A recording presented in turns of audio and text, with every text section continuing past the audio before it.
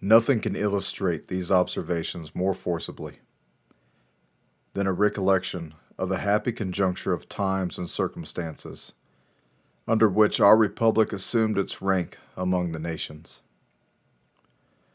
The foundation of our empire was not laid in the gloomy age of ignorance and superstition, but at an epoch, when the rights of mankind were better understood and more clearly defined than at any former period. The researches of the human mind after social happiness have been carried to a great extent. The treasures of knowledge acquiring by the labors of philosophers, sages, and legislators through a long succession of years are laid open for our use, and their collected wisdom may be happily applied in the establishment of our forms of government. The free cultivation of letters, the unbound extension of commerce, the progressive refinement of manners, the growing liberality of sentiment, have had a meliorating influence on mankind and increased the blessings of society. At this auspicious period, the United States came into existence as a nation. And if their citizens should not be completely free and happy, the fault will be entirely their own. That was George Washington, June 8th, 1783. Welcome, friends, to this evening show of American Vindicta. I'm your host, Doug Thornton. I spent all day and all night thinking about how I can make this week's topic a little better, and I prayed about it, and I thought, what better way to go back into time and history to get the viewpoint of Americans, of what it meant to them to be an American, and what risk would come upon them for trying to become their own nation.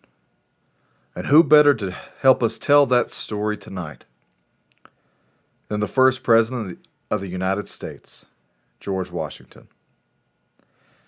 Now, I've got 4 pages of notes and about 8 different tabs pulled up on my computer. I've had a lot of reading material for probably the last, 4 to 6 hours worth. And I will tell you that I don't have enough time within 1 hour to tell you about the greatness of George Washington or about his failings. George Washington was a humble man from humble beginnings. He lost his father at an early age. At 16, he became a very ambitious lad. He went on his first expedition as a surveyor out on the frontier. And from there, his career began to grow and grow in multitudes, which started off with an early military career. And, he blundered his way along that, and he made many mistakes as a young man, an impatient, ambitious, maybe overly confident young man. And through the years of, military temperance, battles, building up his own leadership style, witnessing how the British did it and the things that he didn't like about it, because the British were not, they were not exactly fans of the colonials. The interactions that he had during the French and Indian War and with politics along the way, his expanding reach of the frontier westward throughout the Ohio River Valley, experiences that he had with various Native American tribes that were on the Iroquois Confederacy. He learned quite a bit, and he learned many different tactics that the military takes and uses today. And many of his quotes are still used, still read to young recruits at at basic training for all the branches, I hope still. And I think he is the figurehead of what it means to be an American. He had such a tenacity and such a indomitable will that he just refused to quit. And he was beat many times. The British embarrassed him several times on the battlefield, forced him to flee. But every time this man was forced off the field, he learned. He reviewed internally his failings. He reviewed outwardly the failings of his men and his tactics, the logistics that were not applied properly during these times of battle or during the troop movements. And he learned how to take something that was almost utterly destroyed, being the colonial army, and he wielded it like a sword that had one last chance to swing. And he eventually helped to basically defeat the British and their rule of tyranny over the United States. Thus, we very soon won our independence. But the American Revolutionary War, which is something we're going to talk about next week, it has so many different angles of approach for this. Politics played a huge role in it. And I'm going to give you some history of things that led up to the American Revolutionary War, something that led up to what the colonials at that point in time, who were, they were loyal to the crown, but they were still American colonists, their points of view, why they chose potentially to betray the crown and to become their own country, and the turmoils that went with that. The lives lost, the industries lost, the respect lost, families separated. War does a lot of ugly things. But the one thing war always does is it exposes the truth about people. And it exposes the inner turmoils that people go through. Because once push comes to shove and you back somebody into a corner, people will show you that there's two ways out. They can capitulate and cower down, or they will fight tooth and nail to get out of the corner.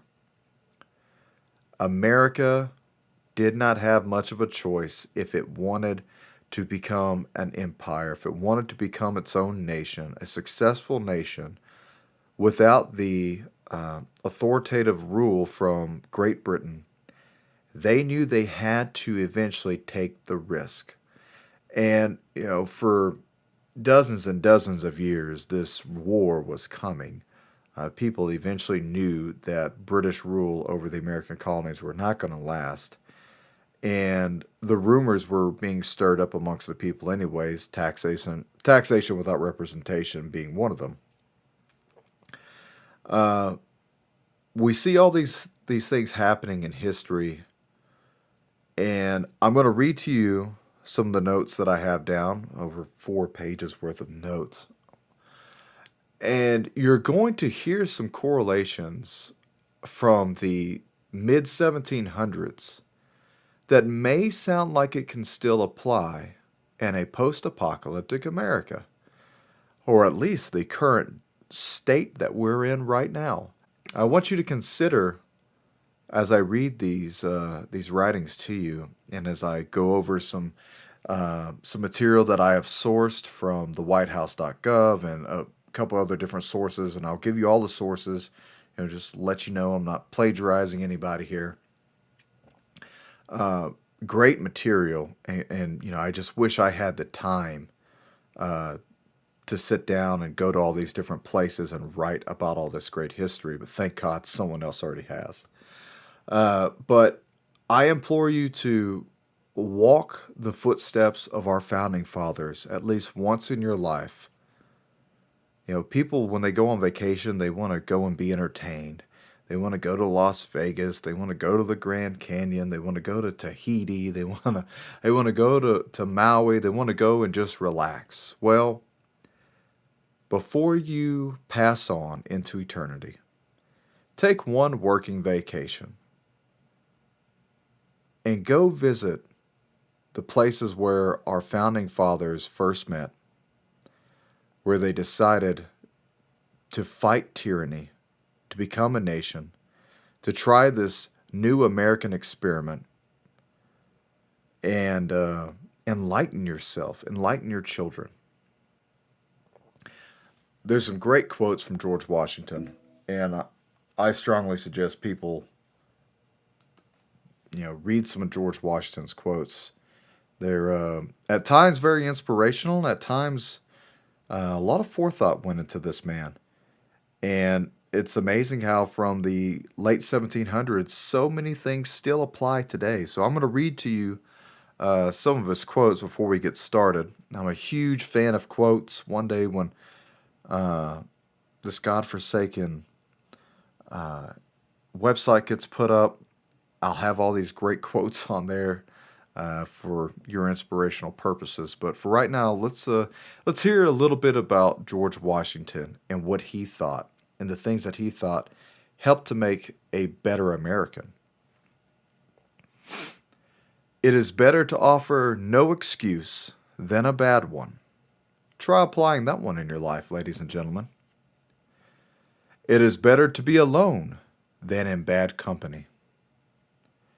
If freedom of speech is taken away, then dumb and silent we may be led, like sheep to the slaughter.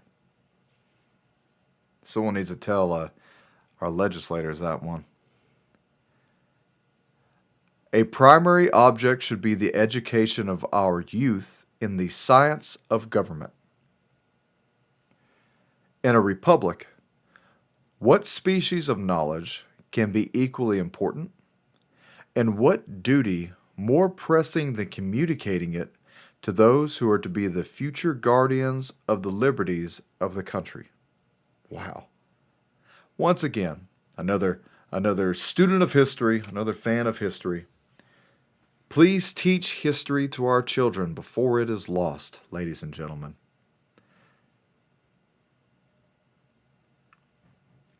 A free people ought not only to be armed, but disciplined, to which end a uniform and well-digested plan is required, and their safety and interest require that they should promote such manufactories as tend to render them independent of others for essential, particularly military, supplies.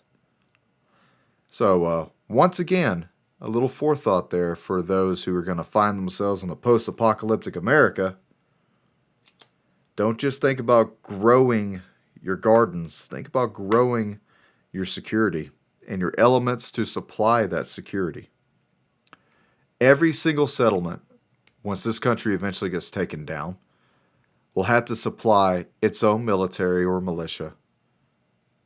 Make sure it's well logistically taken care of. In politics as in philosophy, my tenets are few and simple. The leading of one of which, and indeed that which embraces most others, is to be honest and just ourselves, and to exact it from others, meddling as little as possible in their affairs where our own are not involved. If this maxim was generally adopted, wars would cease, and our swords would soon be converted into reap hooks, and our harvests be more peaceful, abundant, and happy.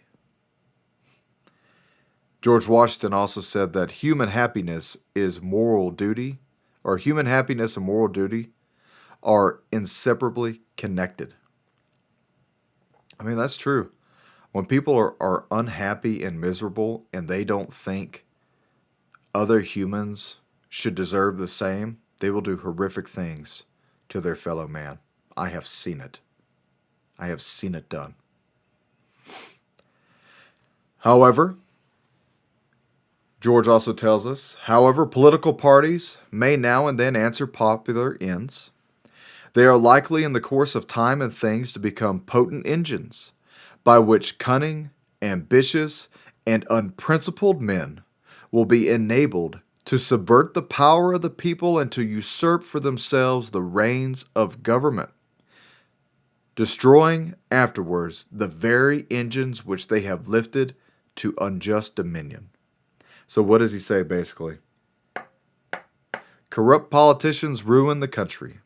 Absolute power corrupts absolutely. Be careful who you vote. We're going to go to a break, and we're going to get into this. I'll see you right back after this quick message. Welcome back. This is American Vindicta. I'm your host, Doug Thornton. We are expounding upon tonight our first president, one of the greatest generals America ever had, George Washington. Now, I was reading some quotes from old George, and I'd like to throw another one in there.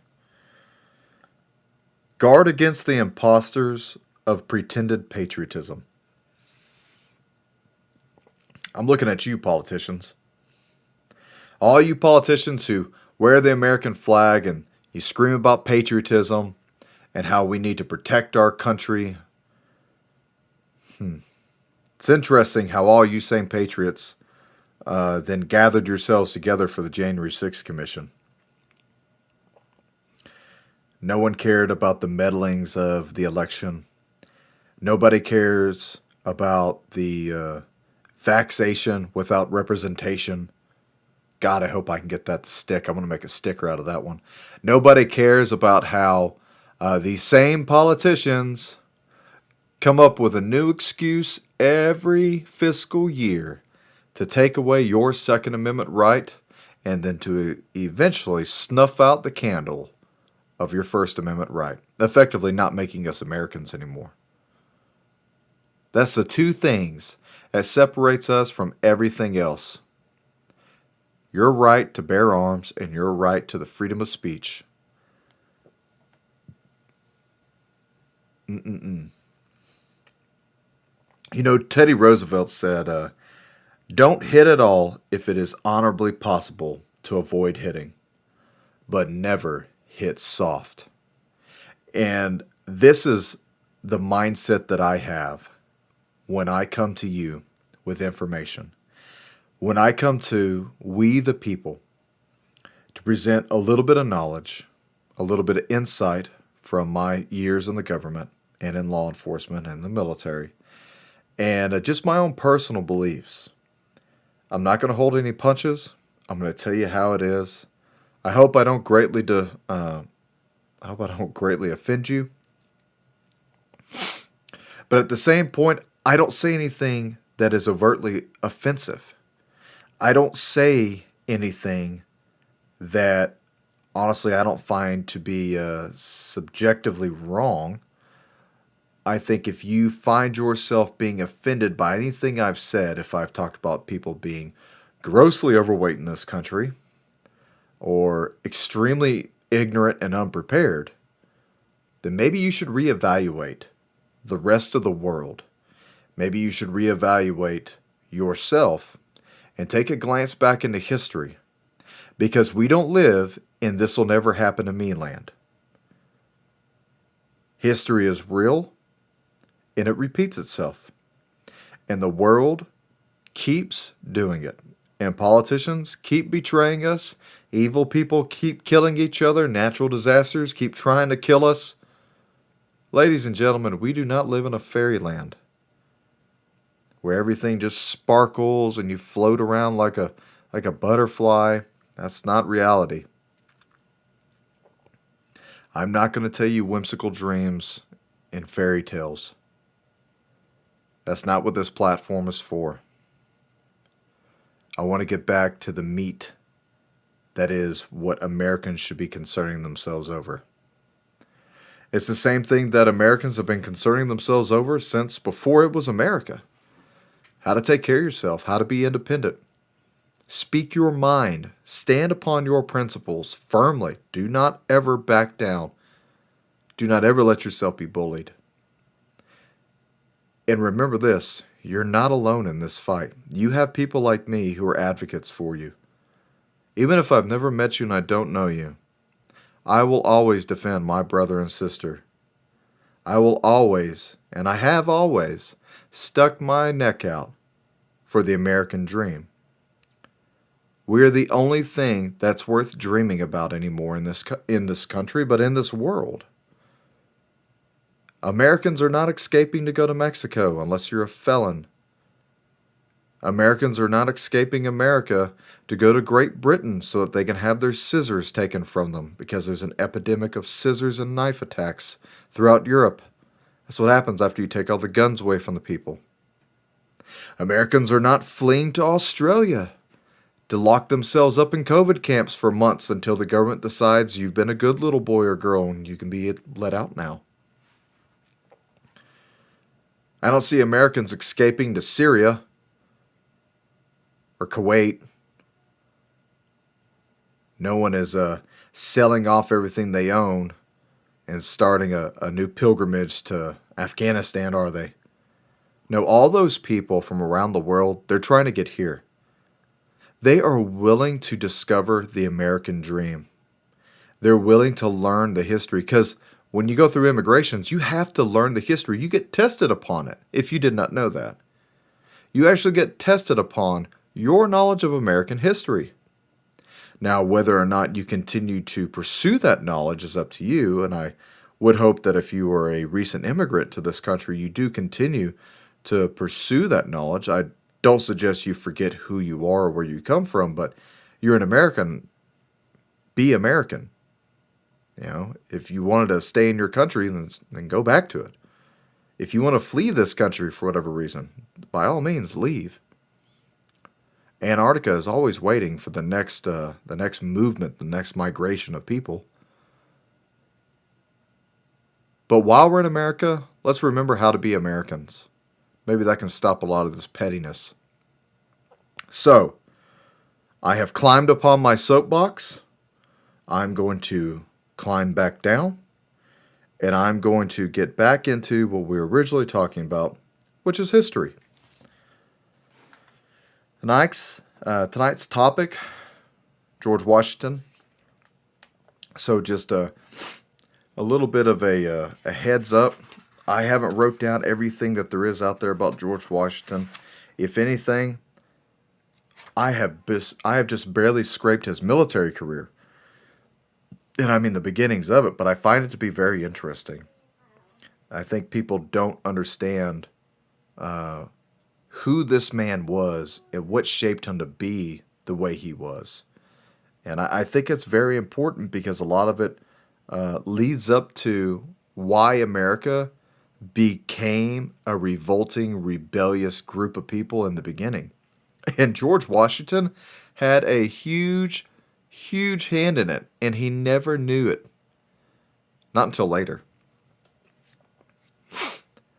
George Washington, born in Pope's Creek, Virginia in 1732. He lost his father at about 11 years old, was raised by his mother. He has several brothers and sisters and half-brothers and half-sisters. He never had a formal education like many of his counterparts that he would later serve with throughout the British military or the American the American colonies. Many of these men that he ended up serving with were very astute people who were philosophers, who were very successful businessmen, or people who had royalty ties and who were very wealthy, very well connected. These are the men who helped develop America, after all. But George had a very humble beginning. His family were planters, mainly tobacco. Before George died, he ended up accumulating up to 577 slaves. Like I said on this show before, I'm not going to hold any punches. I'm going to tell you the good and the bad. By the time he was 11, he had inherited hundreds of slaves. He had inherited a huge plantation and a lot of responsibility for a young man. While well-established young men in Washington's era were going to college, Washington went to war. He became a surveyor at the age of 16 and accompanied George William Fairfax on a surveying expedition through the western frontier of Virginia. Now, the frontier, once again, we're talking about frontiersmen. The frontier is a unknown, unregulated, undesignated territory that Western expansion from the American colonies. These expansions were typically led by governors of these colonies and were backed by very wealthy people like the Ohio Company, which were more or less going out on expeditions, surveying land, and then land buying companies would come in and purchase these lands through deeds, and that's how all these people end up getting paid. And you'll discover later why that ends up being so important to our story. The following year, he was appointed as the county surveyor for the newly established frontier county of Culpeper, and that's at the age of 17. Washington had gained a respectable profession, and over the course of 50 years, he completed numerous surveys. Many of these surveys documented the expanding territory along the western frontier of Virginia, and he became very knowledgeable of the land, of the various Native American tribes that inhabited them, the backwaters, the rivers, the streams, the various different types of plants that were edible, the different types of trees that were out there. And, for these surveyors, when they would go out, it's not just measuring distances. They're gathering all sorts of intelligence, all sorts of data. It's just something that you're going out and you're surveying these lands and you're saying, look, this square plot of land, no matter how big it would be, how many acres, would contain one water source or two water sources or a large stream or river. It would be rocky or mountainous, which, if it was rocky or mountainous, may not be well suited for the farmers or the planters. Back then, everything was about planting crops, these big cash crops. So people would want to know what these surveyors were doing. So these men became very, very knowledgeable of the wildlife that were out there. That's also what they were hunting to live off of. And they were trading with the Native Americans, not just whiskey and gunpowder, but they were trading social problems. They were trading different types of philosophies of life. They were trading different survival skills, and they were networking amongst each other and building these relationships, sometimes good, sometimes bad, sometimes being chased for a long time until you come across a tribe that was more friendly to the crown, to the British. And you had various different types of Native American tribes that were out there who were I guess you could say, loyal to the French, and then another side that was loyal to the British. The British and French were constantly making treaties with the Native Americans who were honestly on their side, but also fighting against themselves. And the Iroquois Confederacy was one of the biggest ones that was there, and you had a multitude of tribes that fell underneath the Iroquois Confederacy. So not every tribe liked each other. Not every tribe agreed with one another, and not every tribe recognized each other as the, I guess you could say, more affluent tribe to use as guides. So there was always a little bit of twists and turns in there. And the life of being a surveyor and a frontiersman, man, that is a challenging, interesting life. So I thought you would really like to hear about that. Washington goes to war and changes history. And when I say Washington changed history, this man did something he never thought he was going to do. And we're gonna continue to break this down, and it gets exhausting. But when you really look at some of the things that Washington did, through ambition and being, very naive and very ignorant at a young age, It led to one of the most successful campaigns against a established empire in human history, which was the American Revolt, the Revolution. So, real quick from, let me see, WhiteHouse.gov.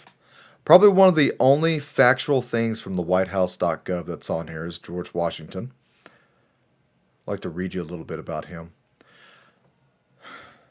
On April 30th, 1789, George Washington, standing on the balcony of Federal Hall on Wall Street in New York, took his oath of office as the first president of the United States. He was quoted saying, "As the first of everything, in our situation will serve to establish a precedent." He wrote James Madison, "It is devoutly wished on my part that these precedents may be fixed on true principles." Isn't that interesting? On true principles, the thing that most of the people who run this country have completely forgot. Now, he pursued two intertwined interests between military arts and Western expansion. And some of this is going to go over what I've already read. But at 16, he helped survey the Shenandoah lands for Thomas Lord Fairfax. He was commissioned as a lieutenant colonel in 1754. He fought the first skirmishes of what grew into the French and Indian War. We're going to talk about that a lot. The next year, as an aide to General Edward Braddock, he escaped injury, although 4 bullets ripped his coat and 2 horses were shot from underneath him. This skirmish with the French, and I'm not reading this, I'm just telling you this from my knowledge, this skirmish with the French ended up becoming the real pivotal moment in his career where he finally had the ability to lead men in combat and to finally take command after Braddock was mortally wounded. He was shot repeatedly within the stomach, and Braddock said, "I can't do this anymore. I can't lead these men." All the other officers, because there were over 60 officers that were killed during this engagement. The targeting of officers, which back then in the gentleman-style wars was not very nice to do. And this man, Washington, led the retreat, but successfully led the retreat and was commended for it. Now, I want you to go to battlefield.org for a real accurate history, a real accurate historical representation of the British Army, because the British Army and the way George Washington originally fought, he originally tried to fight like the British did. And the British were one of these one-of-a-kind style of fighting forces that were out there, and it didn't work well. It just didn't work well within the American battlegrounds. They didn't have the luxury of these large open fields for these engagements, especially with the way the British would use engagements. And the British thought very lowly of the American colonials and how they fought. They didn't find it to be very gentlemanlike. I'm going to read to you real quick from battlefield.org. This is great stuff. The army that opposed American independence has its roots in the 17th century with the formation of the New Model Army as a permanent standing army during the English Civil War. In the century that followed, the size of the army grew and shrank depending on the circumstances, and by 1775 it numbered around 48,000 men. By European standards, the British army was extremely small. The French maintained a force nearly 4 times larger, but many in Britain did not see the need for such a large army. For one, there was a political resistance to maintaining a large army. Many British subjects looked back at the time the new model army was established and saw how a professional force could be used to oppress the people.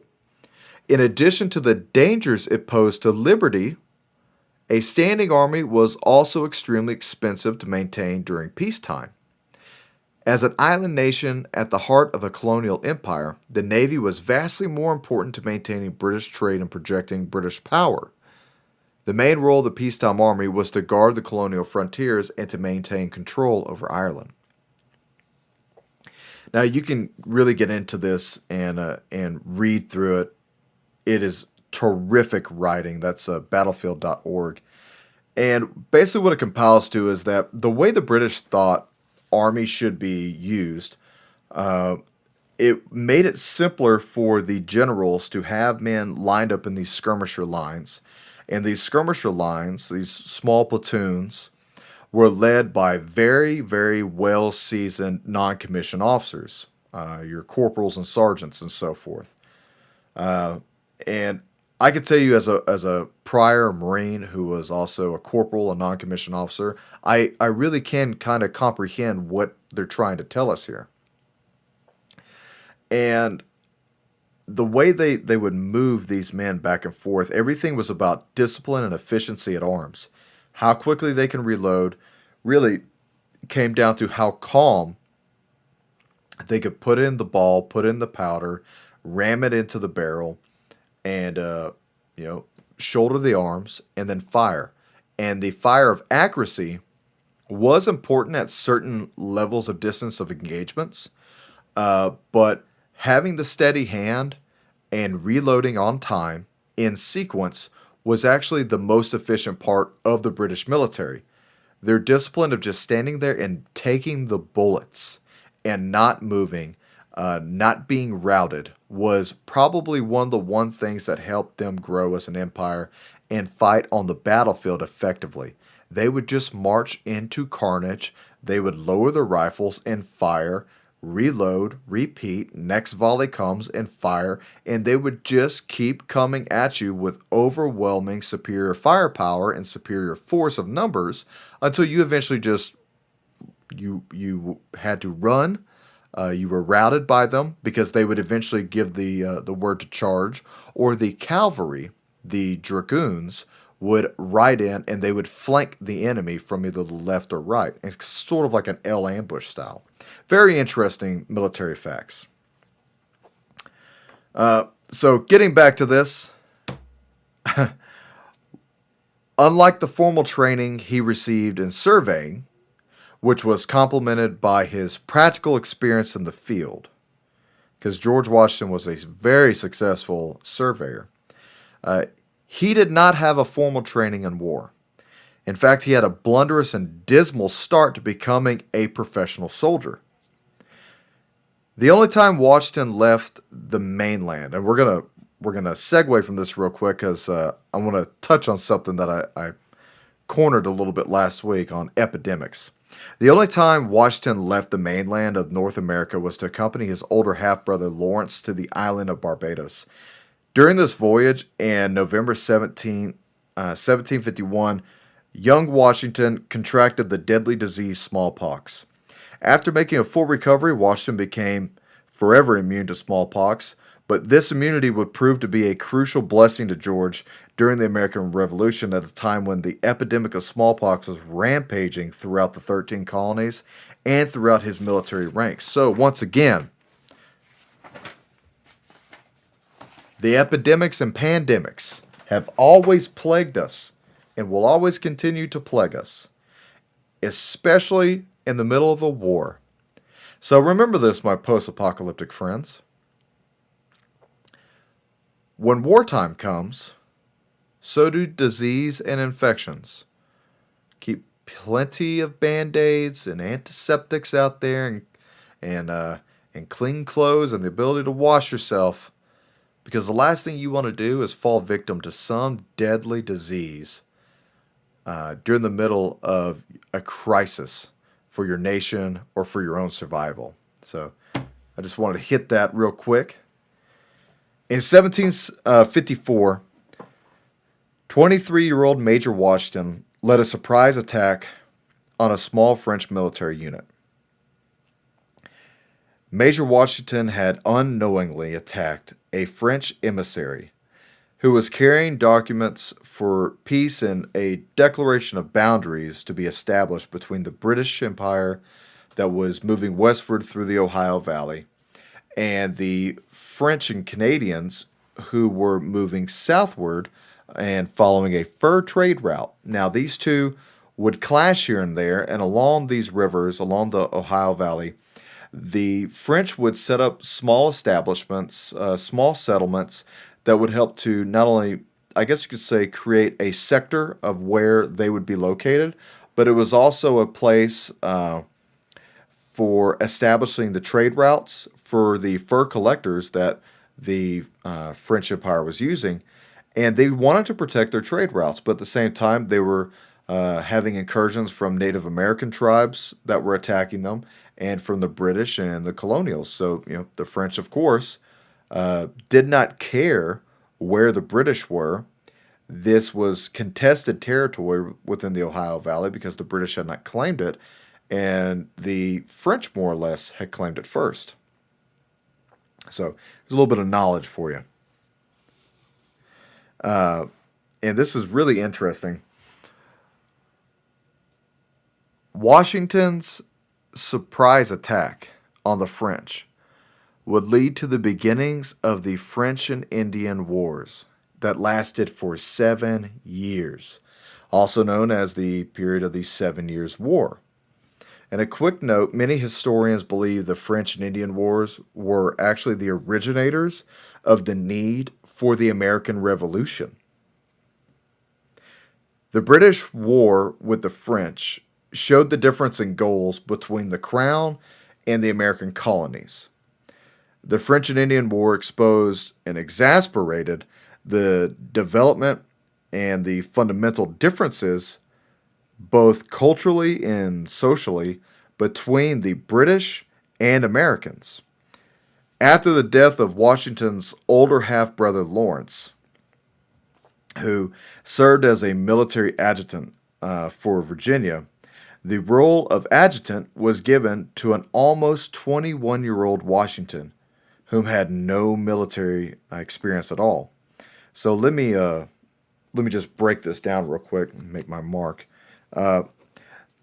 Back in the 1700s, with the way the colonies were set up, the governor would assign a military adjutant. And this military adjutant would be the one who would go back and forth between the governor of the colony and the British government, more so along the lines of the military. The House of Burgesses did not approve of Lord Dinwiddie, who was the governor of Virginia, and since they disapproved of each other very much, during a time of need and necessity because of the French incursion through the Ohio Valley and the British expansion westward, which was more or less the Virginia expansion westward, the governor decided to appoint Washington. Now, the way the appointments were, because you may be saying, well, why would they appoint a almost 21-year-old who was just a surveyor? He didn't go to a military academy. He had no formal education. He had never been in combat before. So why would he get it? Well, the way they used to do it back in the 1700s is that these commissions to be in the military as an adjutant within the colonies, if the person who was the adjutant died, the commission would typically be passed to somebody within the family. And Washington was a very ambitious young man. He really wanted to be in the military. He wanted to be in the British military. He wanted to impress upon the governor that he really could do this and that he was the best appointment for it. And he won him over. Now, although he was very confident and ambitious as a young man, George Washington lacked the formal British military training and the combat experience. And this led to, once again, his first blunderous involvement with the French emissaries. The problem with that was that the Iroquois Confederacy, whom the British were using as scouts and as allies, well, they had squabbles amongst all the various tribes that were under it, but one of them that was the one that was attached to George Washington after he was sent out to investigate these incursions from the French into the Ohio Valley, had a little bit of a beef with the French. He went and told the French, this half-king, and that's the way the Iroquois were calling all these lesser tribes. This one Native American leader, and the only thing I can ever find is that he was just called the half-king, led Washington to the French, and Washington came with papers from Lord Dinwiddie, the governor, with letters saying, hey, Ohio Valley is ours. We're exploring it. You need to cease and desist. You need to move your people and your settlement. Stop the trade route. You're going to cause a war if you don't. And he went to not one, not two, but three different forts to try and hand these letters off to the French. And the first two completely ignored them. And not only that, but the half-king, the Native American who accompanied him, also was trying to give him a war pelt in semblance of, hey, we should be getting along with each other, and, please listen to this man. And that war pelt was denied twice. Well, that was a great disrespect to the Native Americans. And so not only was the half-king disrespected twice during the incident with George Washington, he was also disrespected previously when he told the French to leave their land. Now, this led, and historians may debate this, but this led to a little bit of carnage that happened later, where more or less the half-king had tricked George Washington into attacking a small French settlement where these French emissaries were.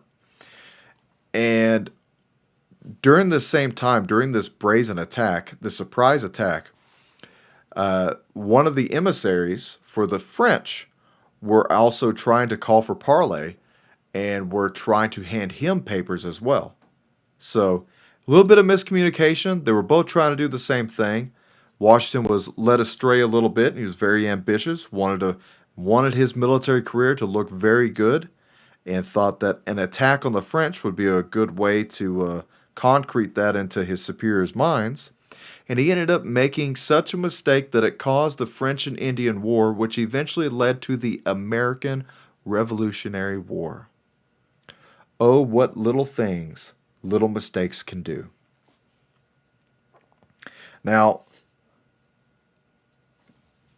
Washington's lack of combat experience and his naive perception of being a military leader caused him to become a more disciplined soldier in the future, and he would reflect a lot on his past and a lot of the different military incursions that he himself had been on, and all the different political missions that he had been on.